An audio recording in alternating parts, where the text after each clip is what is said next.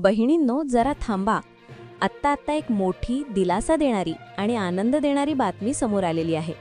फटाफट आपलं बँक खातं उघडा, मोबाईल हातात घ्या आणि मेसेज तपासा. कारण 1,10,00,000हून अधिक लाडक्या बहिणींच्या खात्यावर सन्मान निधी जमा होण्यास सुरुवात झाली आहे. लाडक्या बहिणींनो, आजचा दिवस तुमच्यासाठी फारच महत्त्वाचा आहे.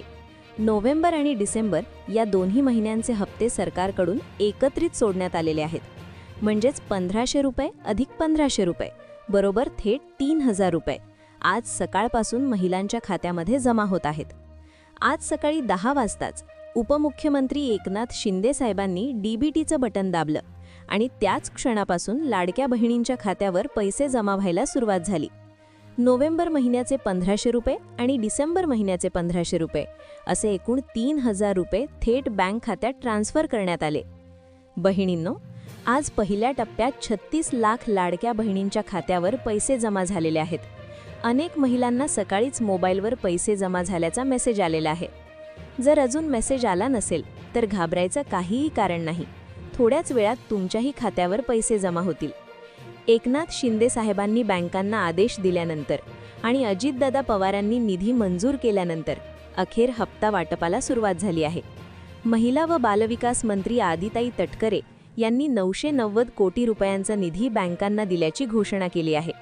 लाडक्या बहिणींनो, आज महाराष्ट्रातील 10 बँकांमध्ये आणि 10 जिल्ह्यांमध्ये लाडकी बहीण योजनेचा हप्ता सोडण्यात आलेला आहे. सकाळी बँका उघडताच महिलांच्या खात्यावर पैसे जमा होण्यास सुरुवात झाली. परंतु बहिणींनो, इथे एक अत्यंत महत्त्वाची गोष्ट समजून घ्यावी लागेल. महिला व बालविकास मंत्री आदिताई तटकरे यांनी स्पष्ट केलं आहे की जेव्हा ई-KYC प्रक्रिया सुरू होती तेव्हा अनेक लाडक्या बहिणींकडून ठराविक चुका झालेल्या आहेत. त्यामुळेच आज जरी हप्ता वाटप सुरू असलं तरी काही महिलांच्या खात्यावर पैसे जमा झालेले नाहीत.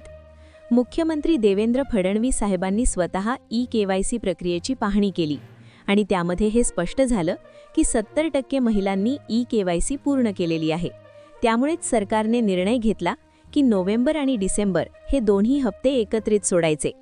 लाडक्या बहिणींनो, ज्या महिलांकडून आधार नंबर टाकताना चूक झाली, ज्या महिलांनी वडील किंवा पती यांचा आधार चुकीचा दिला, ज्या महिलांनी उत्पन्नाबाबत चुकीची माहिती भरली किंवा वयोगटाच्या अटी पूर्ण न करताही अर्ज केला, अशा महिलांच्या खात्यावर आज पैसे जमा झालेले नाहीत. देवेंद्र फडणवीस साहेबांनी सांगितलं आहे की ई-KYC प्रक्रियेमध्ये गैरवापर करणाऱ्या आणि आर्थिकदृष्ट्या सक्षम असूनही योजना घेतलेल्या महिलांना अपात्र ठरवण्यात आलेले आहे. लाडक्या बहिणींनो, आज हप्ता वाटप सुरू असताना सरकारने एक नवीन डिजिटल आणि पारदर्शक प्रणाली वापरलेली आहे. डायरेक्ट बेनिफिट ट्रान्सफरच्या माध्यमातून थेट महिलांच्या बँक खात्यात पैसे जमा होत आहेत. यामुळे काही महिलांच्या खात्यावर पैसे जमा झालेले असतील, पण तांत्रिक कारणामुळे मोबाईलवर मेसेज आलेला नसेल. म्हणून फक्त मेसेजवर अवलंबून राहू नका. बँक खात्याचा बॅलन्स नक्की तपासा. लाडक्या बहिणींनो, सरकारने फक्त अशाच बँकांची निवड केली आहे जिथे मिनिमम बॅलन्सची अट नाही. म्हणजे पैसे जमा झाले की तुम्ही पूर्ण रक्कम काढू शकता. आज ज्या बँकांमध्ये हप्ता सोडण्यात आला आहे त्यामध्ये post bank, state bank, bank of Maharashtra, bank of India, Canara bank, Punjab national bank, Punjab and Sind bank, bank of Baroda, ICICI bank या बँकांचा समावेश आहे. लाडक्या बहिणींनो, आज सकाळी लातूर, बीड, हिंगोली, सोलापूर, पालघर, रत्नागिरी, कोल्हापूर, जालना आणि छत्रपती संभाजीनगर या जिल्ह्यांमध्ये हप्ता वाटपाला सुरुवात झालेली आहे. या जिल्ह्यातील महिलांच्या खात्यावर 3,000 रुपये जमा झालेले आहेत. उरलेल्या जिल्ह्यांमध्ये रात्री 12 वाजेपर्यंत कधीही पैसे जमा होऊ शकतात. म्हणूनच बहिणींनो, घाई करू नका, घाबरू नका. लाडक्या बहिणींनो, हा फक्त पैसा नाही, हा सरकारने दिलेला शब्द आहे. हा तुमच्या सन्मानाचा निधी आहे. लाडक्या भावाने लाडक्या बहिणीसाठी दिलेली भेट आहे. जर आज पैसे आले नसतील तर तुमची ई-KYC, आधार लिंकिंग आणि बँक तपशील तपासा. योग्य असाल तर पैसे नक्की मिळतील.